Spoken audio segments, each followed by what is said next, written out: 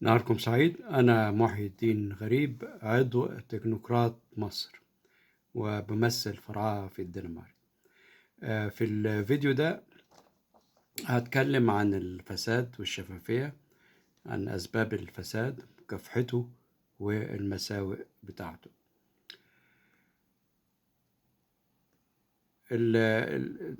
زي ما معروف طبعا الفساد هو عكس الإصلاح، التعريف بتاعه الرسمي يعني هو أن الفساد هو إساءة استخدام السلطة الموكلة لتحقيق مكاسب خاصة. الجدول ده بيبين الترتيب بتاع الدول اللي هي عندها شفافية عالية وكافحت الفساد بدرجة كبيرة، ودول الترتيب بتاع الخمسة الأوائل. الترتيب ده بيجي بعد في مراكز بحثية ومنظمات تبع الأمم المتحدة عندها معايير خاصة بتقيس بيها قد إيه الشفافية وقد إيه مكافحة الفساد ما بين 190 دولة. والدول اللي هي بتحقق الشفافية العالية أو بتقدر عندها إمكانيات تكافح الفساد وبتكافح الفساد فعلا، دي بتتحط في الترتيب. وده الخمسة الأوائل في الترتيب ما بين 190 دولة. الدنمارك لحسن الحظ وأنا عايش فيها بتحظى دايما بالترتيب الأول معظم السنين. للأسف مصر ترتيبها متأخر، كانت في 1995 ترتيبها 41، وحاليا دلوقتي آخر سنة 118. وزي ما شايفين في الجراف مكافحة الفساد بتتحسن وبعدين بتنزل وتطلع، وده يعني مؤشر مش كويس، معناه ان في تخبط في السياسة نفسها مش واضحة. الفساد في الدنمارك ونتيجة طبعا ان هم ترتيبهم الاول، ف في مجهودات كتيرة بتتعمل، وعندهم اللي يسرق بيضة زي اللي يسرق جمل. ولذلك حالات الفساد الموجودة بتبقى حالات بسيطة جدا وبالمقارنة للبلاد التانية يعني. فمثلا رئيس الوزراء قبل كده تقدم للمحاكمة لأنه ركب درجة أولى بدل ما يركب بيزنس كلاس، مع أنه كان رايح مؤتمر رسمي. ولكن هنا هو كل حاجة بتبقى يعني واضحة، ولازم القانون يتطبق على الجميع. وبرضه مرة ان هو نسي يكتب الضرايب 2000 كورونا، 2000 دولار في بياناته بتاعت الضرايب، فبرضه دون الصحافة قامت وعملت له مشكلة. مرة وزيرة التعليم في سنة 1977 استقالت بسبب ان هي راحت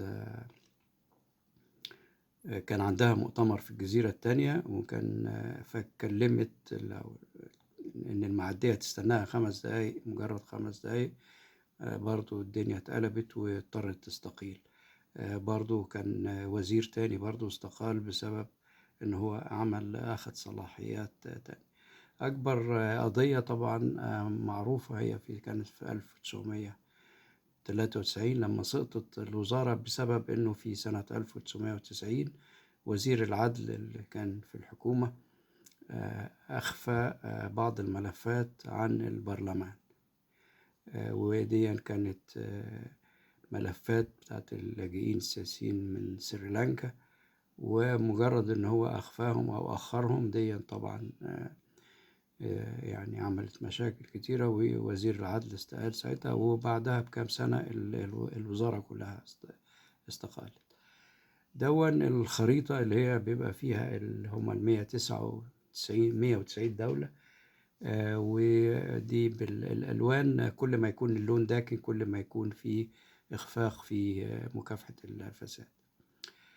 التكاليف الفساد طبعا معروف إن هي لها يعني مساوئ كتيرة، وتكاليفها بيبقى سياسيا واقتصاديا واجتماعيا وحتى بيئيا يعني. فعلى الصعيد السياسي مثلا بتبقى عقبة في طريق الديمقراطية والعدالة، لأن الرشوة والمحسوبية طبعا ما هياش فيها عادلة يعني. كمان بيبقى في استهتار بالقانون، لأنه هو بيكيل مكيالين لبعض الناس، وبعض الناس بيحاكموا. كمان بيبقى في استهتار بالقانون طالما ان هو بيعامل الناس بطرق مختلفة، وبالتالي دي بيأثر على احترام هيبة الدولة. اقتصاديا برضو بيبقى بجانب الاستنزاف الثروة الوطنية، بتحط الاستثمارات بتبقى بأولويات خاطئة، بمعنى انه الاستثمارات اللي هي هيعود منها مكسب بالرشوة والحاجات دي بتبقى بتتحط هي في الأولوية الأولى عشان المكسب سريع، وبالتالي الاستثمارات الخارجية بتهرب، لأن ده مناخ مش شريف تنافسيا يعني. كمان بيحرم طبقات هامة زي الصحة والتعليم والخدمات من إن هي تاخد حقها، لأنها بتتحط في أولويات متأخرة. كمان النسيج الاجتماعي بيتأثر نتيجة إنه طبعا بيبقى فيه فقدان للثقة، ما بيبقاش فيه، بيبقى فيه لا مبالاة، بيبقى فيه إحباط لما بتتكرر مسائل الفساد دي، لأنه طبعا عدم العدالة والمساواة دي وتكافؤ الفرص بتبقى مسألة بتأثر اجتماعيا جدا يعني. كمان بيئيا برضو بيبقى فيها، لأن مشاريع البيئة عادة مشاريع غير مربحة، فطبعا أولوياتها بتبقى متأخرة يعني. الأسباب الفساد طبعا أسباب كتيرة جدا، أهمها طبعا هي المحسوبية. يعني المحسوبية دي طبعا حاجة ظاهرة سيئة جدا، إنه يبقى فيه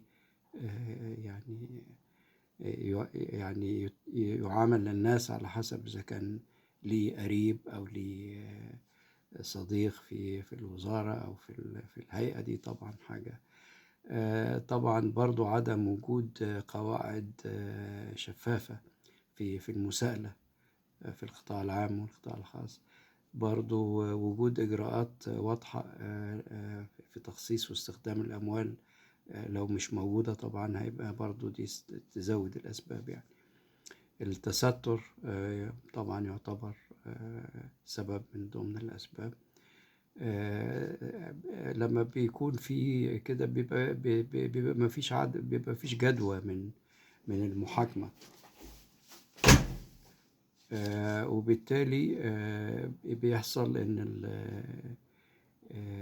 انه بيبقى فيه احباط طبعا، وبيبقى فيه وطالما انه ما فيش معاقبة لاصحاب المناصب، فدي بتزود طبعا الاسباب. كمان عدم تحديد إذا كانت الأموال المختلسة من قبل وزارة ولا موظفين، ولا هي الأغراض السياسية أو حزبية. يعني عدم الشفافية في الجزئية دي طبعا من ضمن الأسباب الأساسية هي الصناديق السياسية والصناديق الخاصة والصناديق اللي بتملكها المؤسسة العسكرية دي من تريليونات الجنيهات بتضيع، لأنه الصناديق دي طبعا بتبقى مش تحت المحاسبة ولا المساءلة وما بتدفعش ضرائب، فطبعا بتبقى وكأنها اقتصاد موازي للاقتصاد وبيأذيه طبعا جدا، لدرجة وصلت الصناديق السيادية والصناديق الخاصة وصلت لأكثر من 2 تريليون جنيه، وده رقم رهيب جدا يعني 12 صفر من الجنيهات. وفي اقتصاد الجيش وصل إلى تريليون جنيه، يعني أرقام جامدة جدا، مؤكد إن هي بتأثر على الاقتصاد القومي يعني. طبعا ظاهرة التعيين إن يبقى فيه ناس موظفين معينين بدون كفاءة عشان هم أهل الثقة، طبعا دي برضو من أسباب الفساد. إنه ما يكونش فيه هيئة مستقلة محايدة للتدقيق في الحاجات دي، طبعا برضو سبب. ما فيش نظام قضائي مستقل لمحاكمة الوزراء والموظفين في الانتهاكات اللي بيعملوها. كمان المشكلة الأكبر إنه بقى فيه زي بقى التقليد، مسموح بتقليد دفع الرشاوي لما بتكون لعقود آمنة، ودي طبعا برضو أسباب غير مقنعة، وأسباب بتسيء وتزود أسباب الفساد. هنا ده في الجراف ده مفروض إنه الدول بتحسن مكافحة الفساد فيها، أو بيزيد شفافيتها من سنة لسنة. ولكن هنا بنلاحظ إن وده العادي، معظم الدول زي فرنسا، زي تونس، حتى زي اثيوبيا، وحتى زي السودان، الطبيعي ان يبقى في تندنس ان هي تتحسن. يعني معنى ذلك ان سنة 2021 بتبقى احسن من 2016، و2016 احسن من 2014، وهكذا. ولكن للاسف في الحالة المصرية، في مصر ومالي مثلا، ان الحالة بتسوء، فهي فترتيبها بيسوء من سنة لسنة. عملوا أبحاث ولقوا إنه في علاقة عكسية ما بين نصيب الفرد من الناتج القومي الإجمالي اللي هو GDP، وما بين مكافحة الفساد. بمعنى إنه الدول اللي هي تكافح الفساد وشفافيتها عالية، بنلاقي إن هي نصيب الفرد مرتفع، ومستواها الاقتصادي عالي، ومتقدمة في كل حاجة، وديمقراطية. بينما الدول اللي هي ترتيبها متأخر في مكافحة الفساد، زي الدول اللي موجودة للأسف وبينها مصر، دي بتبقى نصيب الفرد متدني جدا يعني. دي برضو اللي هي العلاقة العكسية ما بين الرفاهية أو الغنى وعدم مكافحة الفساد. مثلا مقارنة هنا، لو إن غانا طبعا ما فيش مقارنة بينها وبين مصر دولة كبيرة واقتصادها كبير، ومع ذلك كانوا قريبين من بعض في ترتيب مكافحة الفساد. وبعد كده في السنين، في 20 سنة الأخرانيين تقريبا، ابتدت العادي طبعا زي ما حصل في غانا، إن هي ما تحاول تحسن ترتيبها، أو تزود الوسائل مكافحة الفساد، أو إن هي تفضل زي ما هي. إنما مصر تخبطت لغاية ما وصلت اللي هي ما هي عليه دلوقتي. مساوئ الفساد طبعا كتيرة جدا. يعني زي ما قلنا، هي إساءة استعمال السلطة، يعني الموكلة من الشعب. يعني الشعب بيثق في قوته وأرضه وحياته ومشاريعه في حكومة، وبعدين بيحصل إن هو بيساء استخدام وتستغل السلطة مش لصالح الشعوب. طبعا زي ما قلنا، الفساد بيفسد النسيج الاجتماعي للمجتمع، وطبعا هو بيتحول إلى جريمة منظمة في وقت من الأوقات بتعانيها المجتمعات.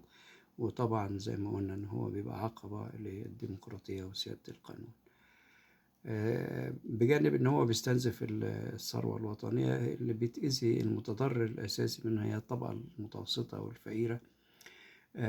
وبيتأذوا مرة لأنه المشاريع اللي هي بتساعد الفقراء والطبقة المتوسطة ما بتاخدش أولويات، لأنها بتبقى غير مربحة. فهو بيتأذي من الناحية دي. المرة التانية بيتأذي لأنه هو أصلا ما عندوش رفاهية دفع الرشوة أو يعني فلوس زيادة عشان يمشي مصالحه زي بقية الناس، فاللي بيحصل إن هي مصالحه كمان بتأخر، فهو بيتأذي مرتين بسبب الفساد. يعني حجم الفساد زي ما قررته المنظمات العالمية هو 2.5 تريليون دولار حجم الرشاوي سنويا في العالم، وده طلع ان هو يعادل 5% من الناتج المحلي العالمي. يعني كمية فلوس رهيبة بتهدر بسبب الفساد، لأنه طبعا ما فيش قدامها أي إمكانيات إنتاج أو بيستفيد، يعني بتبقى إهدار مباشر لفلوس الدول. ومصر للأسف برضو حالتها مش تمام، لأن في خسارة الاقتصاد المصري مثلا من العمولات والرشاوي وتجارة العملة كان في عهد مبارك وصل زي ما مكتوب 850 مليار جنيه في على مدى 30 عام، ولكن كمان تفاقمت في عهد السيسي إلى أكثر من 1.2 تريليون جنيه في خلال ال8 أعوام اللي هو حكم فيهم. يعني ودي طبعا الخسارات دي بتبقى عادة في الدول اللي فيها ديكتاتور، بيبقى فيها أنظمة عسكرية، يعني بتبقى ما فيهاش ديمقراطية. فطبعا دي أكتر دول اللي بتأثر وعشان نعرف قد إيه المليارات اللي بتضيع، ده المليار جنيه بيكفي لإنشاء 1000 مدرسة مثلا، أو 20 مستشفى، أو إعالة 700 ألف أسرة على المعاش. يعني أرقام طبعا خسارة إن هي بتهدر على البلد. العالم النمساوي فريدريك شنيدر دون يعني عمل بحث ولقى إنه المعدلات متوسط المعدلات عالميا لحجم الفساد بيتراوح ما بين 15% و35% من الناتج المحلي. لكن لقى للأسف في حالة مصر بالذات المعدلات دي بتصل ل65% من الناتج المحلي، يعني معناها حالة متدنية جدا من الفساد. يعني وقال إنه في 5 مجالات يعني بتتأصل فيهم الفساد، يعني هو اللي عادة بيبقى مستشري فيهم، إنما وصل لمصر إلى 16 مجال، وده برضو خبر مؤسف. يعني عملوا برضو زي إحصاء عن إيه الناس اللي هي الطبقات اللي بتقبل الرشوة، أو للأسف جميع في مصر جميع طبقات، سواء مؤهلات أو كبار في السن صغار في السن، كلهم بيقبلوا الرشوة. يعني فيما عدا بتوع الجامعة وحملة والدكتوراه والحملات الشهادة، دول النسبة قلت شوية، 47% بيقبلوا الرشوة. وللأسف في مصر بالذات ما بيتم الاكتشافه من جرائم رشوة مش أكتر من 5%. زي ما احنا عارفين إنه الضرائب هي بتمثل أهم دخل للموازنة بتاعت الدول، ولذلك بيحرصوا يعني إنه ما يبقاش فيها إهدار في التهرب وتهرب ضريبي. معظم البلاد بتخلي بالها من الحاجات، إنما في حالة مصر للأسف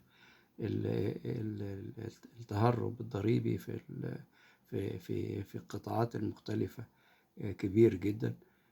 مثلا 35% في تهرب ضريبي في الإدارة المحلية بسبب الصناديق الخاصة، في تهرب ضريبي في الدروس الخصوصية بيصل ل25%، وهكذا. وبرضو في 2005 كان حجم الفساد 70 مليار في السنة. في 2020 حجم الفساد بقى 200 مليار في السنة. عملوا زي إحصاء ما بين 107 دولة بلد، وإن هم يقولوا رأيهم إيه في رأيهم يعني إيه أكتر قطاعات بتتأثر بالفساد. ف51% من الدول دي قالوا إن الأحزاب السياسية هي أكتر ما بيتأثر بالفساد، و36% قالوا إن البوليس هو اللي بيتأثر، و20% قالوا إن القضاء هو اللي بيتأثر، وهكذا بقية القطاعات. عادة الفساد معناه إنه مثلا في الشركات، بعض الشركات هتدفع رشوة عشان تقدر تاخد المشروع دون بدون وجه حق يعني. وبالتالي في شركات تانية بتتأذي.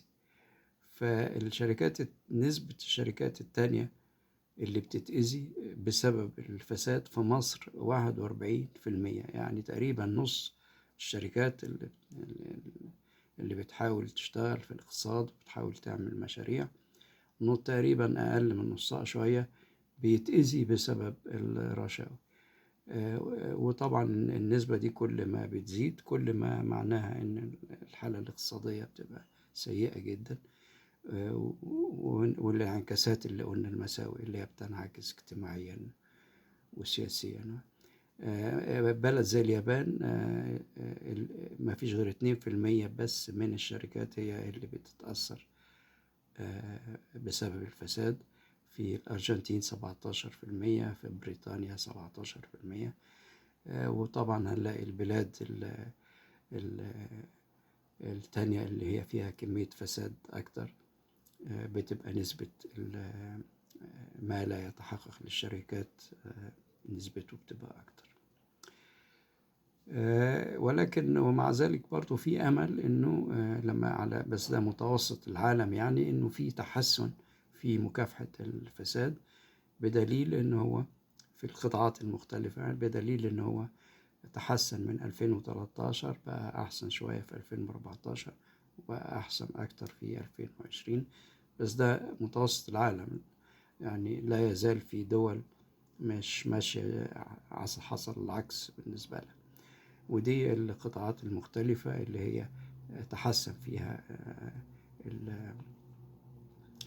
الفساد قل فيها مع الوقت. إذن في سياسة مكافحة فساد بتجيب نتيجة يعني.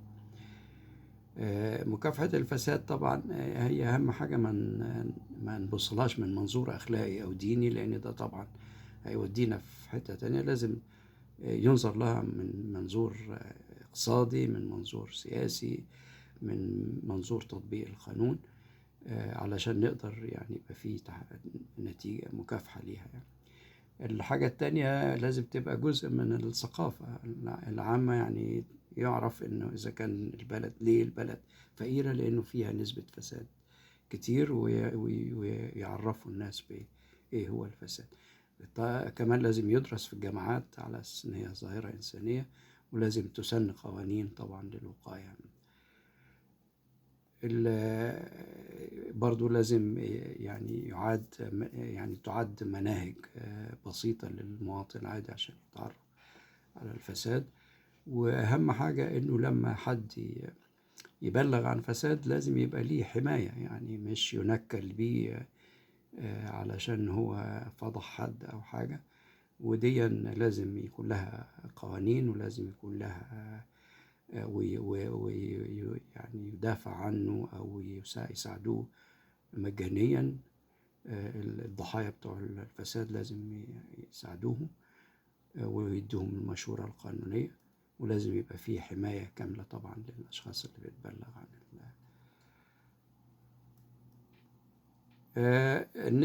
هنا هو ده بيوري قد إيه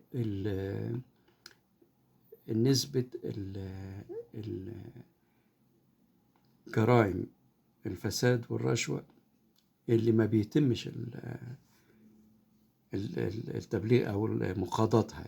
يعني ففي مصر مثلا حاجة كويسة جدا، معنى ذلك 30% بس ما بيتمش معنى ذلك إنه 70% بتروح للتحقيق والقضاء، ومع ذلك لا يزال ترتيبنا وحش. فمعنى ذلك في البروسيس بتاع القضاء نفسه فيه كمان حاجة غلط، لأنه الطبيعي زي في ألمانيا، فرنسا، في ساوث أفريكا، لا في شيلي، في كل البلاد، إنه مكافحة الفساد بتؤدي إلى إنه بتكون بسبب عدد أكبر اتحقق فيه، وبالتالي جاب نتيجة إنه توقف الفساد. إنما في مصر ظاهرة يعني مش مريحة. يعني عملوا استطلاع للرأي قد إيه الناس متفائلة بمكافحة الفساد،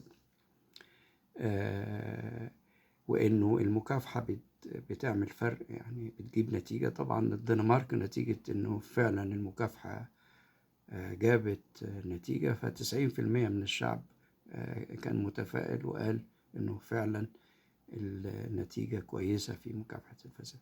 بينما المتوسط في العالم مفيش غير 40% بس هم اللي شايفين إن وسائل مكافحة الفساد هتجيب نتيجة، وللأسف 13% مش موافقين خالص ومتشائمين جدا إنه الفساد ده ملوش حل. يعني ودي طبعا يعني لازم المنظمات تشتغل في إن هي ترفع نسبة التفاؤل دي. يعني بالنيابة عن تكنوقراط، شكرا لحضوركم، وإلى لقاء في مواضيع مختلفة تانية. شكرا.